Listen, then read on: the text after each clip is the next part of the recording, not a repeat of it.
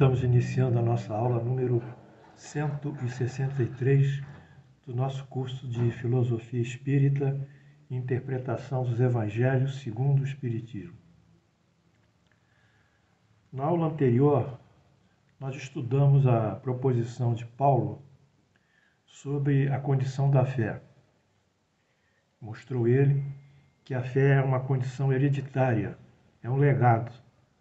Assim como o pai Adão, ou Adão, nos legou o seu pecado e a sua transgressão no jardim do Éden, ao comer o fruto da árvore central, e esse pecado, que é o pecado de origem, ele foi sendo legado e transmitido gerações a gerações, num caráter hereditário.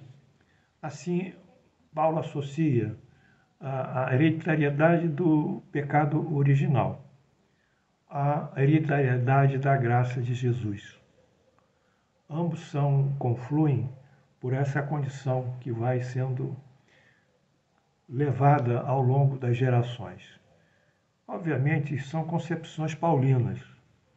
Porém, foi dito aqui que o Espiritismo tem uma outra concepção.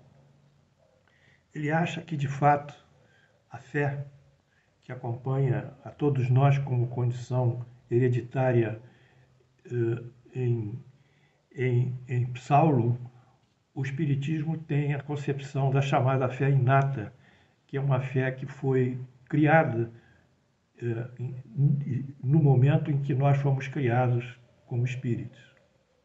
Há um determinado momento que o princípio inteligente, que é um defluxo da inteligência divina, a inteligência divina, a inteligência de Deus, cria uma inteligência superior que objetiva regular toda a sua criação, dar harmonia, dar beleza, dar vida, dar equilíbrio, dar um sentido finalista evolutivo. Essa inteligência que Deus cria para regular a sua própria criação, que basicamente é matéria e energia, ou só energia, como podemos também conceber, nas suas diversas transformações materiais, esse elemento inteligente universal, ele gera princípios que decorrem do seu desdobramento, e um deles é o princípio inteligente. Esse princípio inteligente, que é uma inteligência embrionária, ela evolui desde os seres mais primitivos, que são as bactérias, que não têm núcleo, e passa por toda a escala da vida, ou seja, vai das bactérias, que são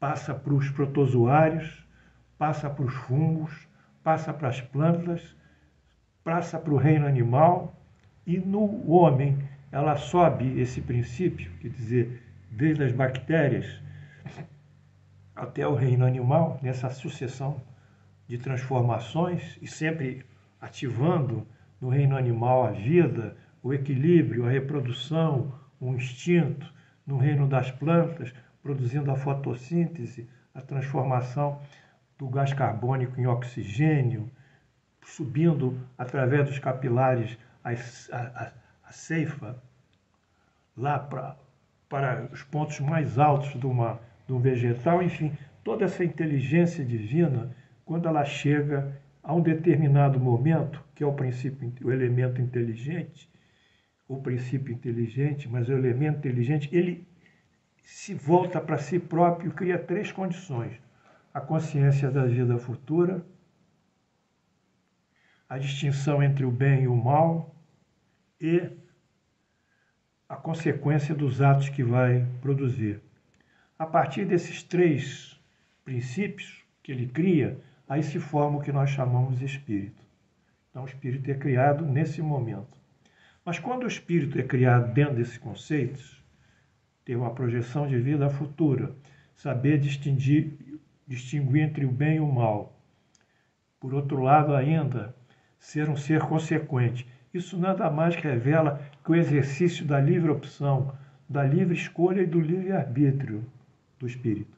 Então o espírito, quando tem a posse do livre-arbítrio, agora ele vai seguir o seu caminho solo, vai evoluir pelos seus méritos ou deméritos. Mas nesse momento que o espírito é criado, nessa transformação do princípio elemento inteligente universal para o princípio inteligente, que é a formação do próprio espírito, nesse momento também é registrada na consciência dele o quê? As leis divinas. E uma dessas leis divinas é a lei da adoração. Então nós vamos estudar que essa concepção de Deus existe em todos nós desde a criação, como espíritos. É uma condição, portanto, inata à nossa criação. Não é algo que foi adquirido pela educação, por alguma forma de cultura. É algo que está inato. Mesmo que nós não saibamos, não tenhamos consciência, isso reside como uma semente espera o seu tempo para germinar. Então, nesse sentido, Allan Kardec, na pergunta 649, diz o seguinte, do Livro dos Espíritos, diz o seguinte: em que consiste a adoração? O Espírito responde: na elevação do pensamento a Deus. Pela adoração, nos aproximamos dele pela nossa alma. Essa é a primeira lei divina. Pergunta 621. Onde está escrita a lei de Deus? Como nós dissemos, na nossa consciência. A lei da adoração está em nós, é inata. Pergunta 658, que é a elevação do pensamento pela fé, pela concepção de Deus a Deus. A prece é agradável a Deus? A prece é sempre agradável a Deus. Preste atenção, a prece é sempre agradável a Deus. Quantos de vocês rezam lá? Regularmente, acordou de manhã, vai rezar, pedir a Deus para dar um bom dia, agradecer a Deus pela vida, por estarem com oxigênio, por estarem respirando, por estarem vivendo, rígidos, saudáveis. A prece é sempre agradável a Deus quando ditada pelo coração, pois a intenção é tudo para Ele. A prece feita do coração é preferível àquela que pode ler, por mais bela que seja, se a lês mais com os lábios do que com o pensamento. A prece é agradável a Deus, sim, quando dita com fé, fervor e sinceridade. Portanto, essa prece que o intercâmbio nosso com Deus é unicamente cumulada a nós, seres, homens, espíritos. Nós, espíritos de homens, espíritos, somos únicos seres da criação que tem essa concepção da soberania de Deus sobre nós. Temos a lei divina da adoração registrada na nossa consciência por ocasião do nosso nascimento. Então, esse privilégio de nos ligarmos a Deus é único para nós.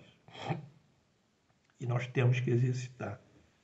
E o Espírito Comunicante diz que a prece verdadeira, ela tem que ter 3 qualidades. Tem que ter aquela fé e aquela confiança e aquela submissão a Deus, como Saulo teve essa submissão naquele momento de conversão na estrada de Damasco. Tem que ter o fervor, quer dizer, tem que ter uma condição de uma certa emoção para chegarmos a Deus e confiarmos esse sentimento a Deus. E tem que ser sincera, ela tem que partir de um coração puro, pedir alguma coisa que seja puro.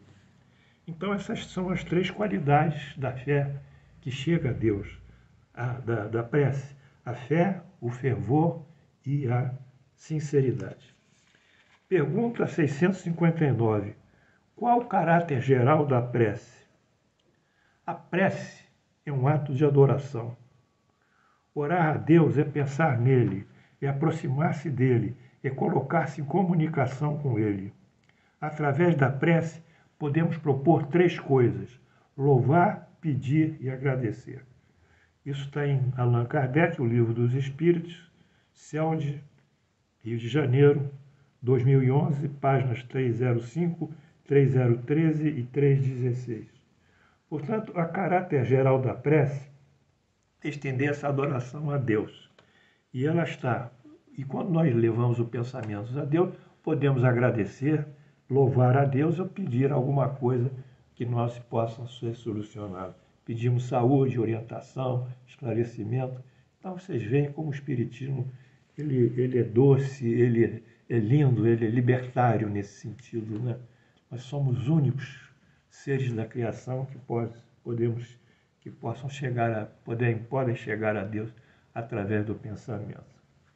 Bom, em razão do exposto aqui, alcança-se maior entendimento do que o Espiritismo chama de fé inata. Isso é inata. Portanto, no Espiritismo nós temos a fé inata e não a fé herdada, como propõe Paulo. Nesse algoritmo aqui eu fiz uma pequena leitura. Aqui é a fé, concepção espírita. Aqui em cima é a lei divina natural, é uma lei de Deus. Essa lei de Deus propõe a lei da adoração, ou determina. O homem tem na sua consciência registrada inatamente essa lei da adoração, e a expressão dessa adoração se faz pela fé e através da oração sincera, ardente e tenaz. Portanto, nós somos sujeitos a isso. Nós temos essa grandeza em nós de nos aproximarmos do Pai. Nenhum ser da criação tem o que o homem tem. Nesse sentido. Aduzindo ao dito pelos espíritos da codificação, que nós lemos no livro dos Espíritos, um espírito chamado protetor nos dá a seguinte mensagem. Espírito protetor, Paris, 1863, o Evangelho segundo o Espiritismo. A fé é o sentimento inato no homem, dos seus destinos futuros. Nós vemos lá, quando foi criado, ele teve a concepção da vida futura, quando foi criado em espírito. É a consciência que ele tem das faculdades imensas, e nós temos isso, cujo germe foi depositado em si mesmo, a princípio em estado latente, e que ele deve fazer desabrochar e crescer pela sua vontade atuante, pela sua vontade. Espírito protetor, Bordeaux, Paris. Então, nós estamos nos engrandecendo nessa aula de hoje, nos enriquecendo. Nós estamos ficando poderosos. Estamos ficando poderosos ao assumirmos esse legado, essa condição inata que dorme em nós, que é o processo da prece e da fé a Deus.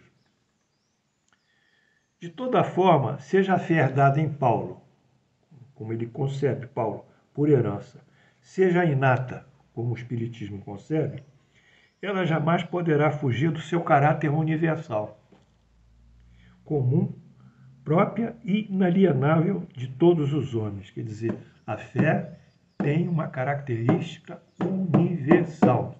Ela não pode fugir disso. Ninguém pode conceber uma fé própria da sua religião em detrimento da fé da religião de outras religiões. Ela é universal, ela é inerente ao próprio ser, espírito, homem. Ora, Paulo, ao corporificá-la em Jesus, que ele coloca a fé, a lei da fé, pela adoração a Jesus, rompeu esse caráter universal, restringindo-a tão somente ao território religioso cristão, única, pois, para os seguidores de Jesus, quer dizer, nós não podemos aceitar isso, né? Nós não podemos.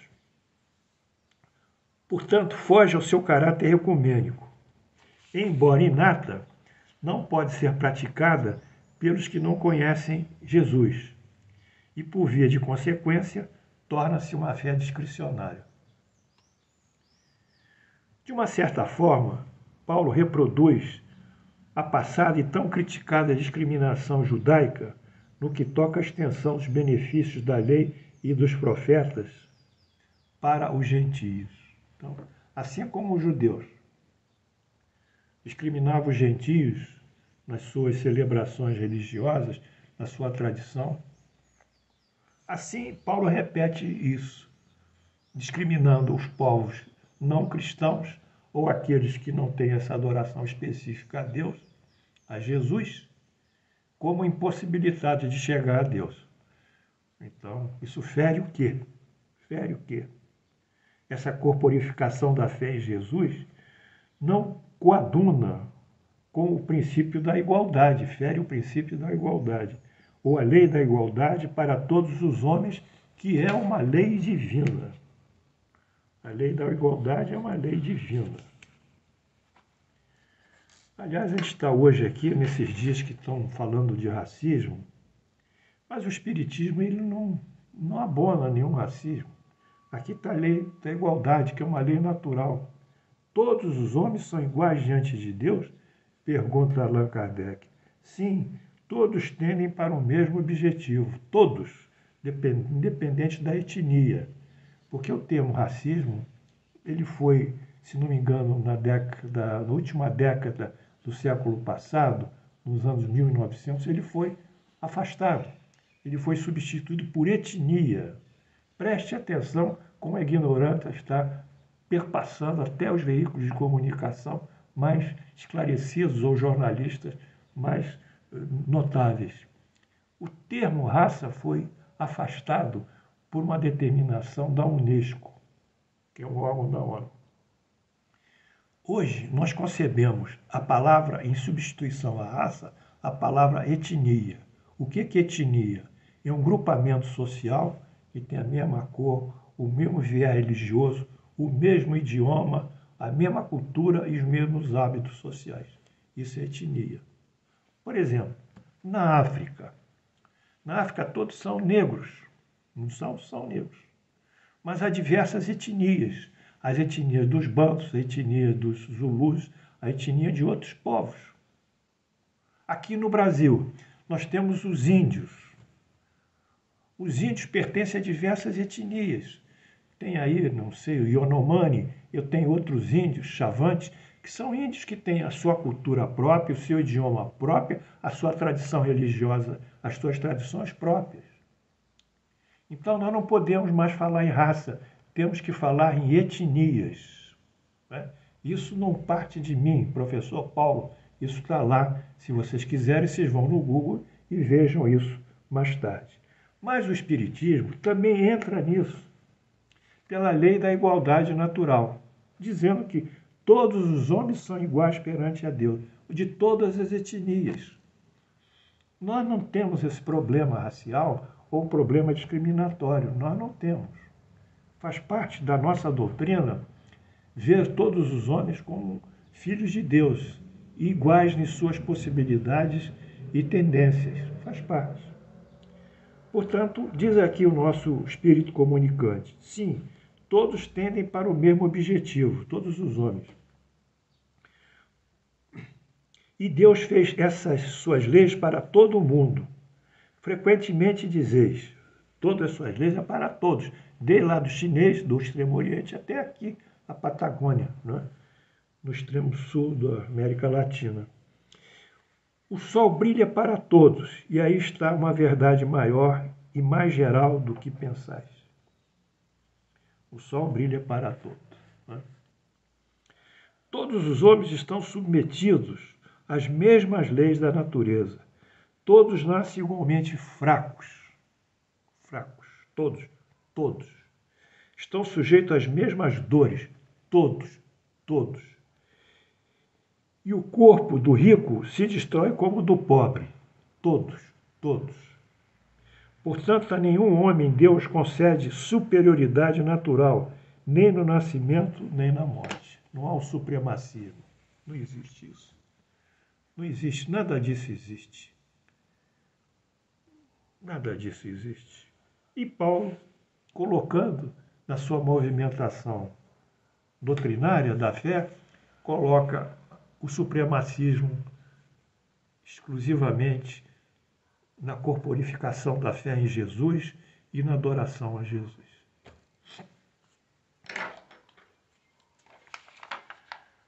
Isso está em Allan Kardec, no livro da CELD, página 371. Finalmente, portanto, frente à lei divina da igualdade, e não existe uma fé única salvacionista, de uma única religião, de uma única dogmática, tal como Paulo propõe. Então, nós não podemos, como espíritas esclarecidos, aceitar esse tipo de postura, né, doutrinária. Então, eu faço aqui um quadro comparativo. Eu gosto sempre, vocês sabem que eu gosto de trabalhar assim, não é? Adoro trabalhar assim, adoro essa didática dos algoritmos, adoro.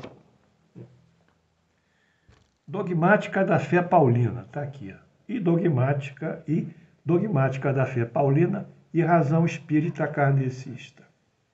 Na dogmática da fé paulina, há o legado abraâmico, o pecado original ainda em Adão, adâmico, e que justifica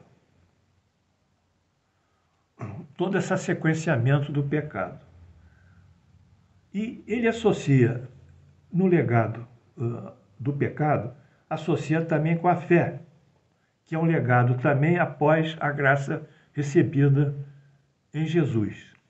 E associando esse legado, ele faz a fé como a condição herdada nessa visão paulina, como também o legado do pecado original também foi herdado.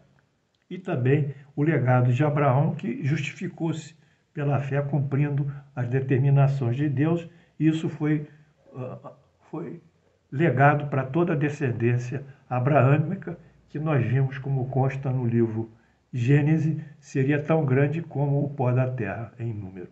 Bom, essa é a posição paulina, hereditária.